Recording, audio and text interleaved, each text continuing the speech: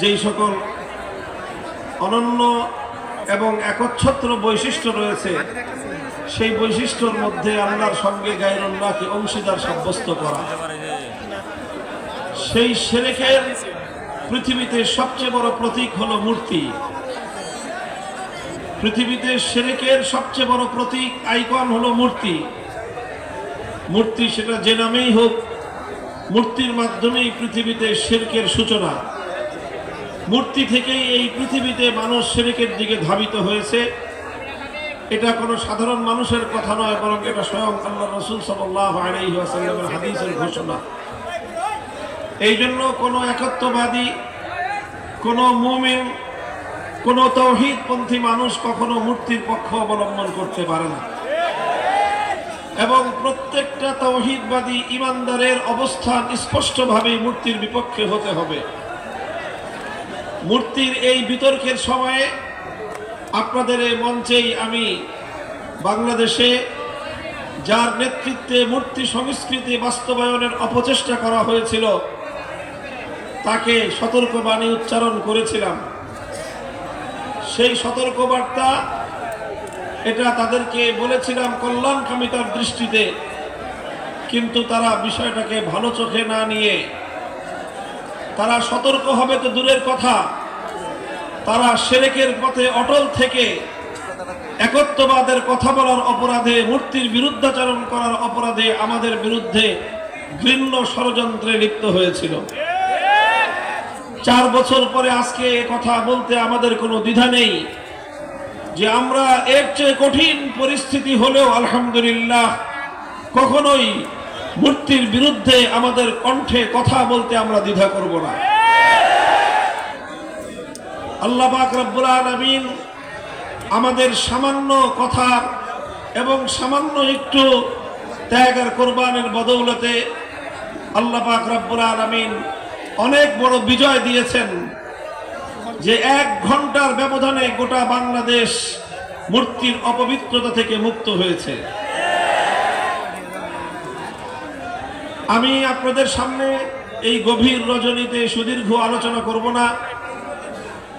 আপনারা জানেন আমার আলোচনার বিষয়বস্তু সাধারণত চলমান কিছু বিষয় হয়ে থাকে, যে বিষয়গুলোর সাথে সমাজ, রাষ্ট্র, রাজনীতি, আন্তর্জাতিক চলমান প্রেক্ষাপটের একটা প্রেক্ষাপট এবং সেই বিষয়গুলোর আলোচনা থাকে আমার আলোচ্য বিষয়। এগুলো আমরা কেন বলি? যদিও আমাদের এই কথা অনেকের কাছে ভালো লাগে না।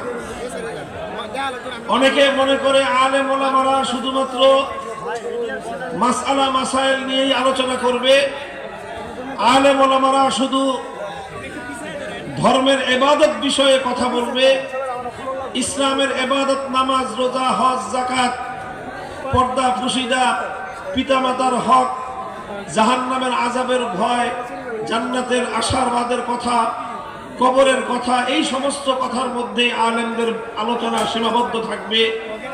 এটা আমাদের সমাজের এক শ্রেণীর মানুষের বদ্ধমূল ধারণা। তারা আলেমদের কাছ থেকে সমাজের অসঙ্গতি নিয়ে কথা শুনতে চায় না। তারা উলামায়ে কেরামের কাছ থেকে রাজনীতির অঙ্গনে নানা ধরনের কুসংস্কারের বিরুদ্ধে আলেমদের প্রতিবাদী কণ্ঠের আওয়াজ তারা শুনতে অভ্যস্ত নয়। কিন্তু উলামায়ে কেরামকে মনে রাখতে হবে যে আলেম সমাজ সমাজের প্রত্যেকটি অসঙ্গতি নিয়ে কথা বলতে আল্লাহর পক্ষ থেকে আদিষ্ট হয়েছেন।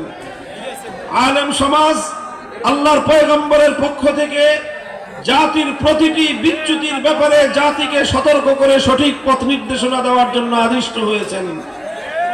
সুতরাং আমাদের স্পষ্ট ঘোষণা, এই জাহিলি সমাজ ব্যবস্থা আমাদের কাছ থেকে যাই শুনতে পছন্দ করুক আর যাই শুনতে অপছন্দ করুক, আমরা আল্লাহর কোরআনের দৃষ্টিতে, আল্লাহর পয়গম্বরের সুন্নাহর আলোকে সমাজ, রাষ্ট্র, রাজনীতির প্রতিটি অসঙ্গতি নিয়ে কথা বলবো, কথা বলতে থাকবো।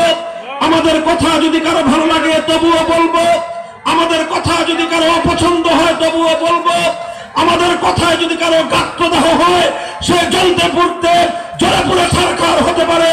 ইনশাআল্লাহ আলেম সমাজের কণ্ঠ হকের কথা বলতে কখনো স্তম্ভিত হবে না।